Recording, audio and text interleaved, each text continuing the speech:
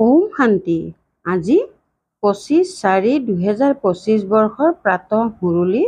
ওম শান্তি। বাপ দাদা মধুবন। আজি বাবাই কৈছে, মৰমৰ সন্তানসকল, পিতাৰ শ্ৰীমত তোমালোকক সদায় সুখী কৰি তোলোতা হয়। সেয়েহে দেহধাৰী সকলৰ মত এৰি একমাত্ৰ পিতাৰ শ্ৰীমতত চলা। প্ৰশ্ন: কোনসকল সন্তানৰ বুদ্ধি দিগভ্ৰান্ত হৈ ফুৰা এতিয়ালৈকে বন্ধ হোৱা নাই? উত্তৰ: যিসকলৰ উচ্চতকৈ উচ্চ পিতাৰ মত বা ঈশ্বৰীয় মতত ভৰসা নাই, সেইসকলৰ বুদ্ধি দিগভ্ৰান্ত হৈ ফুৰা এতিয়াও বন্ধ হোৱা নাই। পিতাৰ প্ৰতি সম্পূৰ্ণ নিশ্চয়তা নথকাৰ কাৰণে দুয়োফালে ভৰি ৰাখে, অৰ্থাৎ দুয়োটা মাৰ্গতেই চলি থাকে।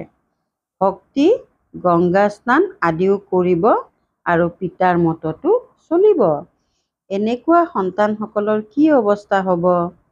শ্ৰীমতত সম্পূৰ্ণৰূপে নচলে, সেইকাৰণে ঠেকা খুন্দা খায়।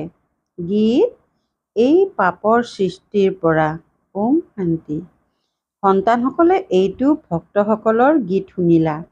তোমালোকে এতিয়া এনেকৈ নোকোৱা। তোমালোকে জানা যে আমি উচ্চতকৈও উচ্চ পিতাক পাইছোঁ। তেওঁ এজনেই উচ্চতকৈও উচ্চ। বাকী এই সময়ত যি মনুষ্য মাত্ৰ আছে, সকলো অতিকৈ নীচ। উচ্চতকৈ উচ্চ মনুষ্যও এই ভাৰতত দেৱী-দেৱতাসকলহে আছিল। তেওঁলোকৰ মহিমা আছে, সৰ্বগুণ সম্পন্ন। এতিয়া মনুষ্যই এইটো নাজানে যে এই দেৱতাসকলক ইমান উচ্চ কৰি কোনে গঢ়ি তুলিলে। এতিয়াতো একেবাৰে পতীত হৈ গৈছে। পিতা হৈছে উচ্চতকৈও উচ্চ। সাধু সন্ত আদি সকলোৱে তেওঁক সাধনা কৰে। এনেকৈ সাধুসকলৰ পিছত মনুষ্যই আধা কল্প হাবাথুৰি খাইছে। তোমালোকে এতিয়া জানা পিতাৰ আগমন হৈছে। আমি পিতাৰ ওচৰলৈ যাওঁ। তেওঁ আমাক শ্ৰীমত দি শ্ৰেষ্ঠতকৈও শ্ৰেষ্ঠ সদায় সুখী কৰি তোলে। তোমালোক ৰাৱণৰ মতত কিমান তুচ্ছ বুদ্ধিৰ হৈ গৈছা। এতিয়া তোমালোকে অন্য কাৰো মতত নচলিবা। মোক পতিত পাৱন পিতাক আহ্বান জনাইছা, তৎসত্বেও যিয়ে ডুবালে সেইসকলৰ পিছত কিয় পৰা? এজনৰ মত এৰি অনেকৰ ওচৰত ঠেকা খুন্দা কিয় খাই থাকা? বহুত সন্তানে জ্ঞানো শুনি থাকিব, আকৌ গৈ গংগা স্নানো কৰিব, গুৰুসকলৰ ওচৰলৈও যাব। পিতাই কয়, সেই গংগা কোনো পতিত পাৱনীতো নহয়। তথাপি তোমালোক মনুষ্যৰ মতত চলি গংগা স্নান আদি কৰিলে তেতিয়া পিতাই ক'ব, মোৰ অৰ্থাৎ উচ্চতকৈও উচ্চ পিতাৰ মতৰ ওপৰতো ভৰসা নাই। এফালে হৈছে ঈশ্বৰীয় মত, আনফালে হৈছে আসুৰী মত। তেওঁলোকৰ কি অৱস্থা হ'ব? দুয়োফালে ভৰি ৰাখিলে বিদীৰ্ণ হৈ যাবা। পিতাৰ প্ৰতিও সম্পূৰ্ণ নিশ্চয় নাৰাখে। এনেকৈ কয়ো যে, বাবা মই আপোনাৰেই, আপোনাৰ শ্ৰীমতত আমি শ্ৰেষ্ঠ হ'ম। আমি উচ্চতকৈও উচ্চ পিতাৰ মত অনুসৰি খোজ দিব লাগে। পিতাইহে শান্তিধাম সুখধামৰ মালিক কৰি তুলিব। আকৌ পিতাই কয়, যাৰ শৰীৰত মই প্ৰৱেশ কৰিলোঁ, তেওঁতো অৰ্থাৎ ব্ৰহ্মা বাবাই 12 গৰাকী গুৰুৰ শৰণ ল'লে। তথাপি তমোপ্ৰধানেই হ'ল, একো লাভ নহ'ল। এতিয়া পিতাক পালে কাৰণে সকলো এৰি দিলে। উচ্চতকৈও উচ্চ পিতাক পালে। পিতাই ক'লে, বেয়া নুশুনিবা, বেয়া নাচাবা। কিন্তু মনুষ্য হৈছে একেবাৰে পতিত তমোপ্ৰধান বুদ্ধিৰ। ইয়াতো বহুত আছে। শ্ৰীমতত চলিব নোৱাৰে, শক্তি নাই। মায়াই ঠেকা খুন্দা খুৱাই থাকে, কিয়নো ৰাৱণ হৈছে শত্ৰু, ৰাম হৈছে মিত্ৰ। কোনোবাই ৰাম বুলি কয়, কোনোবাই শিৱ বুলি কয়। আচল নাম হৈছে শিৱ বাবা। মই পুনৰ্জন্মত নাহোঁ। ড্ৰামাত মোৰ নাম শিৱহে ৰখা হৈছে। এটা বস্তুৰ 10টা নাম ৰখাৰ বাবে মনুষ্য বিভ্ৰান্ত হৈ গৈছে। যাৰ মনত যি আহিল সেয়াই নাম ৰাখি দিলে। আচলতে মোৰ নাম শিৱ। মই এই শৰীৰত প্ৰৱেশ কৰোঁ। মই কোনো কৃষ্ণ আদিৰ শৰীৰত নাহোঁ। তেওঁলোকে ভাবে বিষ্ণুটো সূক্ষ্মলোক নিবাসী। বাস্তৱত সেয়া হৈছে অৰ্থাৎ লক্ষ্মীনাৰায়ণৰ যুগল ৰূপ প্ৰবৃত্তি মাৰ্গৰ। বাকী 4খন হাত কাৰো নাথাকে। 4খন হাত মানে প্ৰবৃত্তি মাৰ্গ, 2খন হাত হৈছে নিবৃত্তি মাৰ্গ। পিতাই প্ৰবৃত্তি মাৰ্গৰ ধৰ্ম প্ৰতিষ্ঠা কৰিছে, সন্ন্যাসীসকল নিবৃত্তি মাৰ্গৰ। প্ৰবৃত্তি মাৰ্গসকলেই আকৌ পাৱনৰ পৰা পতিত হয়। সেয়েহে সৃষ্টি বৰ্তাই ৰখাৰ কাৰণে সন্ন্যাসীসকলৰ ভূমিকা হ'ল পবিত্ৰ হৈ থকা। সেয়াও অৰ্থাৎ সন্ন্যাসীও লাখ লাখ কোটি আছে। যেতিয়া মেলা হয় তেতিয়া বহুত আহে। তেওঁলোকে ভোজন নাৰান্ধে, গৃহস্থলীসকলৰ প্ৰতিপালনত চলে। কৰ্ম সন্ন্যাস কৰিছে, তেন্তে ভোজন ক'ৰ পৰা খাব? সেয়েহে গৃহস্থলীসকলৰ পৰা খায়। গৃহস্থীসকলে ভাবে এয়াও আমাৰ দান হ'ল। এওঁ অৰ্থাৎ ব্ৰহ্মা বাবা পূজাৰী পতিত আছিল, আকৌ এতিয়া শ্ৰীমতত চলি পাৱন হৈ আছে। পিতাৰ পৰা উত্তৰাধিকাৰ লোৱাৰ বাবে পুৰুষাৰ্থ কৰি আছে। সেইবাবেতো কোৱা হয় পিতাক অনুকৰণ কৰা। মায়াই প্ৰতিটো কথাতে অৱনমিত কৰায়। দেহ অভিমানত আহিয়েই মনুষ্যই গাফিলতি কৰে। গৰীবেই হওক বা চহকীয়েই হওক, কিন্তু দেহ অভিমান আঁতৰিলেহে। দেহ অভিমান আঁতৰাবলৈয়ে বহুত পৰিশ্ৰম কৰিবলগীয়া হয়। পিতাই কয়, তোমালোকে নিজক আত্মা বুলি বুজি শৰীৰৰ দ্বাৰা ভূমিকা পালন কৰিবা। তোমালোক দেহ অভিমানত কিয় আহা? ড্ৰামা অনুসৰি দেহ অভিমানটো আহিবই লাগে। এই সময়ততো একেবাৰে অটল দেহ অভিমানী হৈ গৈছে। পিতাই কয়, তোমালোকোতো আত্মা। আত্মাইহে সকলো কৰে। আত্মা শৰীৰৰ পৰা ভিন্ন হৈ গ'লে তেতিয়া শৰীৰক কাটিলেও কিবা আৱাজ ওলাব জানো? নোলায়। আত্মাইহে কয়, মোৰ শৰীৰক দুখ নিদিবা। আত্মা অবিনাশী, শৰীৰ বিনাশী। নিজক আত্মা বুলি বুজি মোক পিতাক স্মৰণ কৰা। দেহ অভিমান এৰা। তোমালোক সন্তানসকল যিমান দেহী অভিমানী হ'বা, সিমানেই স্বাস্থ্যৱান আৰু নিৰোগী হৈ গৈ থাকিবা। এই যোগবোলৰ দ্বাৰাই তোমালোক 21 জন্ম নিৰোগী হ'বাগৈ। যিমানেই হ'বা সিমানেই পদো উচ্চ পাবা, শাস্তিৰ পৰা ৰক্ষা পাবা। নহ'লে বহুত শাস্তি খাব লাগিব। তেন্তে কিমান দেহী অভিমানী হ'ব লাগে? বহুতৰ ভাগ্যত এই জ্ঞান নায়েই। যেতিয়ালৈকে তোমালোকৰ কুলত নাহে, অৰ্থাৎ ব্ৰহ্মা মোক বঞ্চাৱলী নহয়, তেন্তে ব্ৰাহ্মণ নোহোৱাকৈ দেৱতা কেনেকৈ হ'ব? যদিও বহুত আহে, বাবা বাবা বুলি লিখে অথবা কয়ও, কিন্তু সেয়া কেৱল কোৱাতেই সীমিত।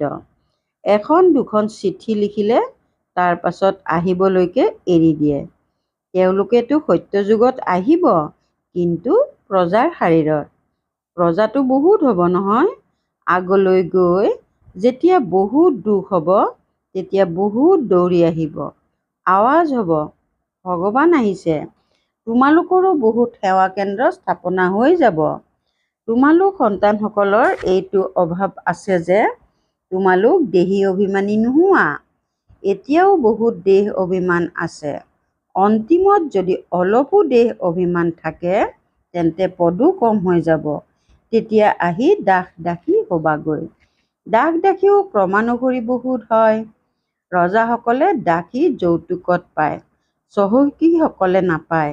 সন্তানসকলে অৰ্থাৎ সাক্ষাৎকাৰত দেখিছে ৰাধাই যৌতুকত কিমান দাসী লৈ যায়।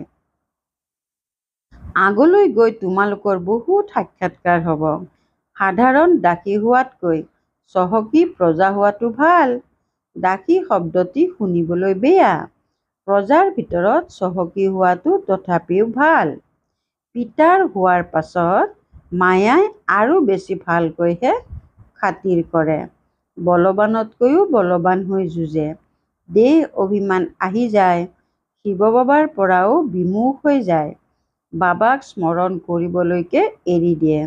হেৰৌ, খাবলৈ সময় আছে আৰু এনেহেন বাবা যিয়ে বিশ্বৰ মালিক কৰি তোলে, তেওঁক স্মৰণ কৰিবলৈ সময় নাই। ভাল ভাল সন্তানে শিৱ বাবাক পাহৰি দেহ অভিমানত আহি যায়। নহ'লেতো এনেকুৱা পিতা যিয়ে জীৱন দান দিয়ে, তেওঁক স্মৰণ কৰি পত্ৰটো লিখা। কিন্তু ইয়াত কথাই নুসুধিবা। মায়াই একদম নাকত ধৰি উৰুৱাই দিয়ে। খোজে প্ৰতি শ্ৰীমতত চলিলে তেতিয়া প্ৰতিটো খোজত পদমৰ হিচাপত উপাৰ্জন হয়। তোমালোকে ইমান ধনৱান হৈ যোৱা যে ধন গণি শেষ কৰিব নোৱাৰি। তাত গণনা কৰা নহয়। ধন সম্পত্তি, খেতি বাৰী সকলো প্ৰাপ্ত হয়। তাত তাম, লোহা, পিতল আদি নাথাকে, সোণৰহে মুদ্ৰা থাকে। ঘৰেই সোণেৰে সজায়, তেন্তে কি নাথাকিব? ইয়াততো হয়েই ভ্ৰষ্টাচাৰী ৰাজ্য। যথা ৰজা ৰাণী তথা প্ৰজা। সত্যযুগত যথা ৰজা ৰাণী তথা প্ৰজা সকলো শ্ৰেষ্টাচাৰী হয়। কিন্তু মনুষ্যৰ বুদ্ধিত ধাৰণ হয় জানো? তমোপ্ৰধান হয়। পিতাই বুজায়, তোমালোকো এনেকুৱাই আছিলা। এওঁ অৰ্থাৎ ব্ৰহ্মা বাবাও এনেকুৱা আছিল। এতিয়া মই আহি দেৱতা কৰি গঢ়ি তোলো। তথাপিও নহয়, নিজৰ মাজতে কাজিয়া পেচাল কৰি থাকে। মই বহুত ভাল, এনেকুৱা হওঁ। এইটো জানো কোনোবাই বুজি পায় যে আমি নৰকত পৰি আছো? আমি ৰৌ ৰৌ নৰকত পৰি আছো। এয়াও তোমালোক সন্তানসকলে পুৰুষাৰ্থৰ ক্ৰমানুসৰি জানা। মনুষ্য একেবাৰে নৰকত পৰি আছে। ৰাতিয়ে দিনে চিন্তাত পৰি থাকে। জ্ঞান মাৰ্গত যিয়ে নিজৰ সমান কৰি গঢ়ি তোলাৰ সেৱা কৰিব নোৱাৰে, তোমাৰ মোৰ এইবোৰ চিন্তাত থাকে, তেওঁলোক ৰোগীয়া পীড়িত। পিতাৰ সলনি অন্য কাৰোবাক স্মৰণ কৰিলে সেয়া ব্যভিচাৰী হ'ল নহয়। পিতাই কয়, অন্য কাৰো পৰা নুশুনিবা, মোৰ পৰাহে শুনিবা। মোক স্মৰণ কৰিবা। দেৱতাসকলক স্মৰণ কৰিলে সেয়াও ভাল। মনুষ্যক স্মৰণ কৰিলে তাৰ পৰা একো লাভ নহয়। ইয়াততো পিতাই কয়, তোমালোক নতশিৰ কিয় হোৱা? তোমালোক এই বাবাৰ ওচৰলৈও যেতিয়া আহা, তেতিয়া শিৱ বাবাক স্মৰণ কৰি আহিবা। শিৱ বাবাক স্মৰণ নকৰা মানে নিশ্চয় পাপ কৰা। বাবাই কয়, প্ৰথমতেতো পবিত্ৰ হ'বলৈ প্ৰতিজ্ঞা কৰা। শিৱ বাবাক স্মৰণ কৰা বহুত নিয়ম আছে। কাৎচিতহে কোনোবাই বুজে। ইমান বুদ্ধি নাই পিতাৰ লগত কেনেকৈ চলিব লাগে। এই ক্ষেত্ৰততো বহুত যত্ন কৰিব লাগে। মালাৰ মণি হোৱা কোনো মাহীৰ ঘৰ অৰ্থাৎ ইমান উজু নহয়। মুখ্য হৈছে পিতাক স্মৰণ কৰা। তোমালোকে পিতাক স্মৰণ কৰিব নোৱাৰানে? পিতাৰ সেৱাত, পিতাৰ স্মৃতিত কিমান থকা উচিত। বাবাই নিতৌ কয়, খতিয়ান উলিওৱা। যিসকল সন্তানৰ নিজৰ কল্যাণ কৰাৰ খেয়াল থাকে, তেওঁলোকে সকলো প্ৰকাৰেৰে সম্পূৰ্ণ নিয়মত চলি থাকিব। তেওঁলোকৰ খোৱা বোৱা বহুত সাত্ত্বিক হ'ব। বাবাই সন্তানসকলৰ কল্যাণৰ কাৰণে কিমান বুজায়। সকলো প্ৰকাৰৰ নিয়ম মানি চলিব লাগে। পৰীক্ষা কৰিব লাগে। আমাৰ খোৱা বোৱা এনেকুৱাতো নহয়। লোভটো নাই। যেতিয়ালৈকে কৰ্মাতীত অৱস্থা নহয়, তেতিয়ালৈকে মায়াই ওলট পালট কাম কৰাই থাকিব। তাৰ বাবে সময় বাকী আছে, পাছত গম পাবা। এতিয়াতো বিনাশ সমাগত, জুই বিয়পি গৈছে। তোমালোকে দেখিবা কেনেকৈ বোমা বৰ্ষণ কৰে। ভাৰতততো ৰক্তৰ নদী বব। অন্য ঠাইত বোমাৰে এজনে আনজনক শেষ কৰি দিব। প্ৰাকৃতিক দুৰ্যোগ হ'ব। সকলোতকৈ বেছি কঠিন পৰিস্থিতি ভাৰতত হ'ব। নিজৰ ওপৰত বহুত দৃষ্টি ৰাখিব লাগে। মই কি সেৱা কৰোঁ? কিমানক নিজৰ সমান নৰৰ পৰা নাৰায়ণ কৰি তোলো। কিছুমান ভক্তিত বহুত আবদ্ধ হৈ আছে। গতিকে ভাবে এই কন্যাসকলে কি পঢ়াব। বুজি নাপায় যে এওঁলোকক পঢ়াওঁতাজন হৈছে পিতা অৰ্থাৎ ভগৱান। অলপ শিক্ষিত হ'লে বা ধন আদি থাকিলে কাজিয়া কৰিবলৈ লাগি যায়। সন্মানেই হেৰুৱাই পেলায়। সৎগুৰুৰ নিন্দা কৰাওঁতাসকলে উচ্চ পদ নাপায়, আকৌ পা পইচাৰ পদ পাবগৈ। ভাল বাৰু, অতি মৰমৰ কল্পৰ পাছত পুনৰাই মিলিত হোৱা সন্তানসকলৰ প্ৰতি মাতা পিতা বাপ দাদাৰ স্নেহপূৰ্ণ স্মৰণ আৰু সুপ্ৰভাত। আত্মিক পিতাৰ আত্মিক সন্তানসকলৰ প্ৰতি নমস্কাৰ। ধাৰণাৰ বাবে মুখ্য সাৰ ১ নম্বৰ, তোমাৰ মোৰ এই চিন্তাবোৰ ত্যাগ কৰি নিজৰ সমান কৰি গঢ়ি তোলাৰ সেৱা কৰিব লাগে। একমাত্ৰ পিতাৰ পৰাহে শুনিব লাগে, পিতাকেই স্মৰণ কৰিব লাগে, ব্যভিচাৰী হ'ব নালাগে। ২ নম্বৰ, নিজৰ কল্যাণৰ কাৰণে খোৱা বোৱাৰ ক্ষেত্ৰত বহুত সংযমী হ'ব লাগে। কোনো বস্তুৰ প্ৰতি লোভ ৰাখিব নালাগে। মায়াই যাতে কোনো ওলোটা কৰ্ম কৰাই নিদিয়ে তাৰ প্ৰতি ধ্যান ৰাখিব লাগে। বৰদান, নিৰ্ণয় শক্তি আৰু নিয়ন্ত্ৰণ শক্তিৰ দ্বাৰা সদায় সফলতা মূৰ্ত হোৱা। নিৰ্ণয় শক্তি আৰু নিয়ন্ত্ৰণ শক্তিৰ দ্বাৰা সদায় সফলতা মূৰ্ত হোৱা।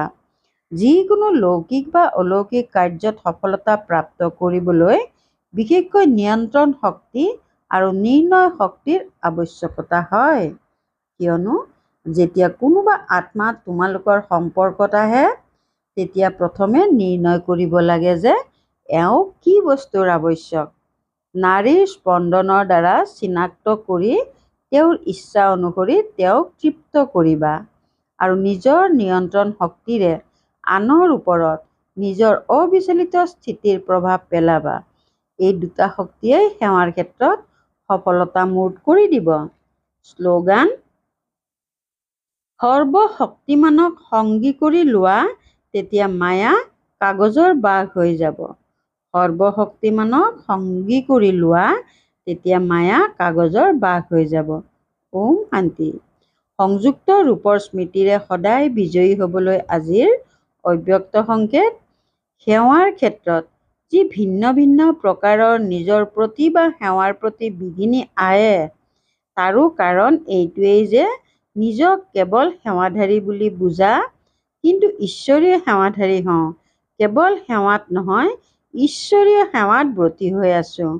এইটো স্মৃতিৰে স্মৃতি আৰু সেৱা স্বতঃ সংযুক্ত হৈ যায়। ওম শান্তি।